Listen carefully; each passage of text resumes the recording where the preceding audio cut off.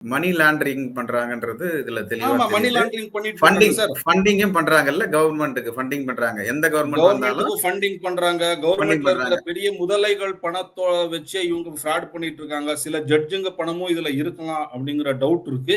அத வந்து இடி தான் வந்து என்குயரி பண்ணி சரியான சரியான விஷயத்த வந்து நிறுத்தணும்னு நாங்க கேட்டுக்கிறோம் சார். இப்போ நாங்க எழுப்பிக்கிற கர்நாடகத்துல எங்க புரோகிரசிவ் மூவ்மெண்ட்ல இருக்க ஆளுங்க எழுப்பி இருக்கிற மிகப்பெரிய கோரிக்கையில இது ஒண்ணு இடி வந்து ரைட் பண்ணும். இந்த 6 லட்சம் அக்கவுண்ட் இருக்குது அப்படிங்கிற ஒரு டீடைல் வந்திருக்கு. இந்த 6 லட்சம் அக்கவுண்ட்ல யாரு பணம் போடுறா, யாரு பணம் எடுக்கிறா, அது யாரோட பணம், அந்த பணம் ஒயிட் மணியா, பிளாக் மணியா, இந்த மணி லாண்டரிங் கேஸ வந்து இடி வந்து விசாரிக்கணும்.